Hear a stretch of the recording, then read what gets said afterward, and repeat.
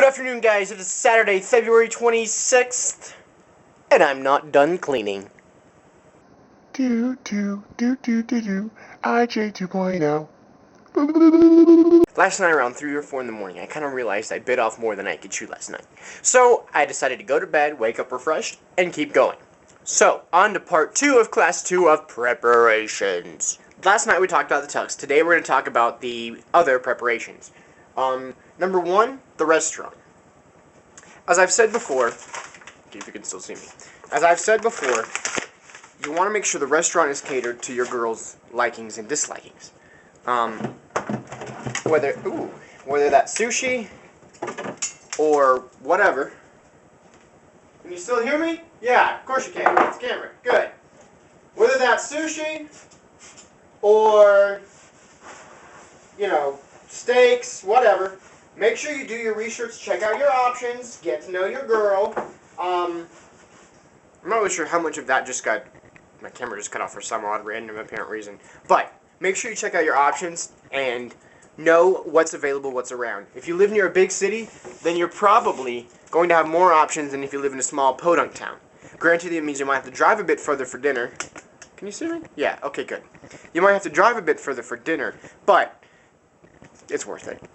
Just make sure you plan accordingly in accordance to when the prom starts, when the dance starts. You don't have to get there on time. Homeschoolers get there on time.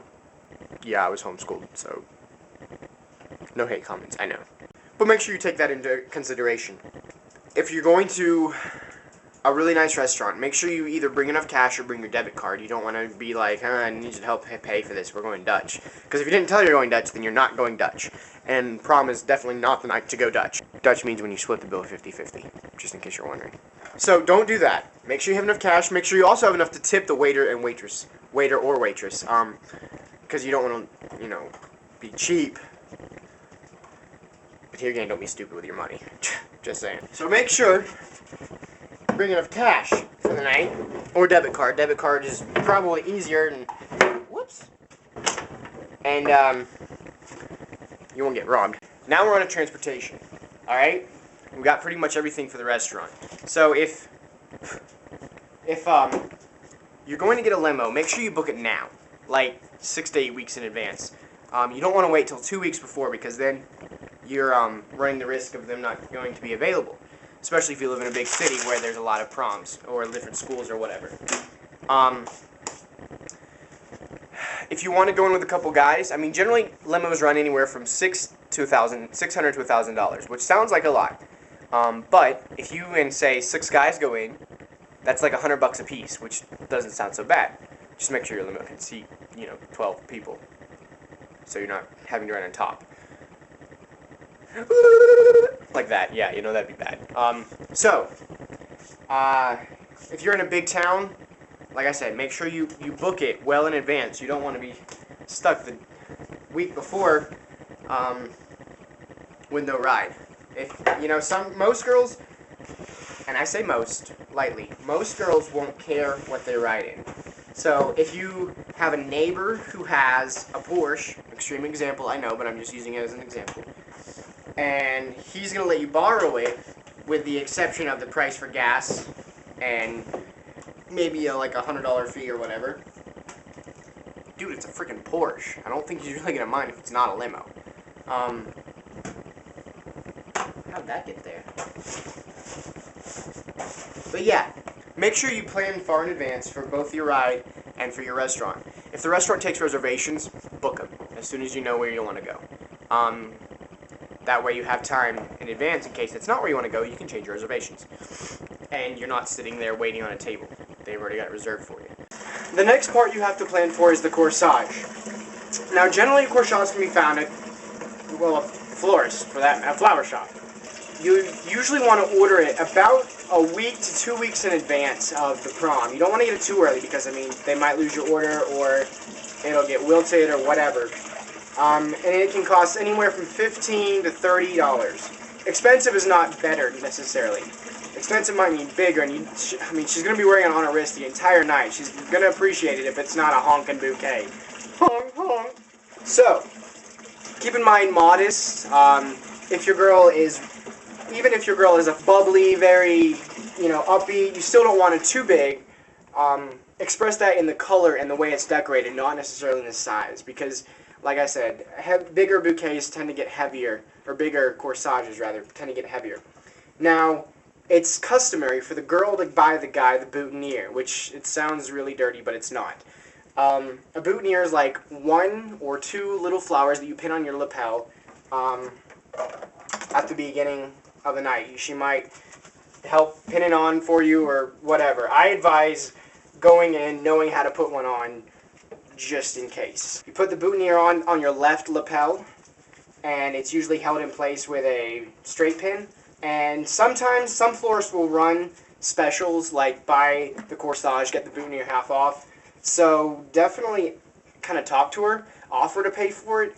If she has, the burning desire to get you one, then, don't insult the girl. But, if it's cheaper, then go ahead and get it for yourself. And generally, if they run specials, that means they'll also match the colors and the style. So that way, it's just another thing that you guys match on. And it looks really good. It looks very nice. Do a little research on corsages and the flowers that they offer. And do your research around different florists around town. Because you can have mini spray roses, you can have a full-size rose with like 2 spray roses around it. If you have no idea what I just said, I proved my point. You need to research, dig a little deeper. The girl will appreciate the thought you put into it. And that should be able, you should pick that up the day of the prom. Try and pick it up. If you pick it up in the morning, put it in a refrigerator or cooler or something, because you want to keep it as fresh as possible. So when she opens it that night, it looks like you just picked it up from the florist. Another preparation kind of thing. This is going to sound silly, but trust me, you really, really want to prepare for this.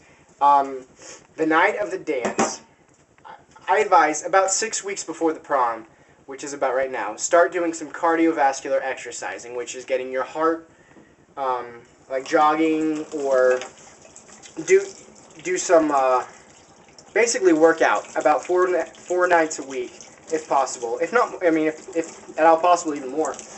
Not just so you'll have a great body or whatever for the night of prom, but come prom night, dancing is a very cardiovascular sport, and I say sport because it's just like running or basketball or soccer. You're constantly in motion, especially if your girl is one who likes to dance. Then you're going to be on the dance floor, and you don't want to look like a sissy pants, bending over, panting, trying to catch your breath because you can't keep up with her.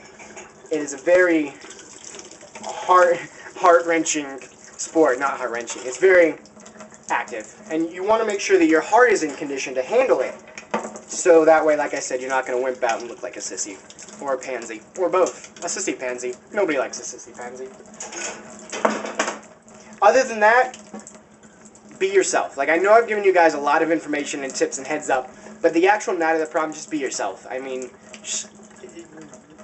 Don't try and be somebody you're not. Other than that, I think you're just about ready. I won't be making a video on the next part, which is It's Not About You, because that's pretty self-explanatory. Keep in mind, it's her special night. Do your best to prepare for it, but also be ready for some impromptu-ness. Is that even a word? Impromptu-ness? Hey guys, is impromptu-ness a word? Alright, so that's all I have for prom. If you have any questions, which I don't see why you would, because really nobody's watching this except for maybe 3 people that I know that constantly tell me they're watching my show. But if you have any questions, feel free to leave them in the comment box or private message them to me. Yeah, I'm guessing that's about it. And always remember, don't forget to be awesome. DFTBA. Guys, I'll see you next week.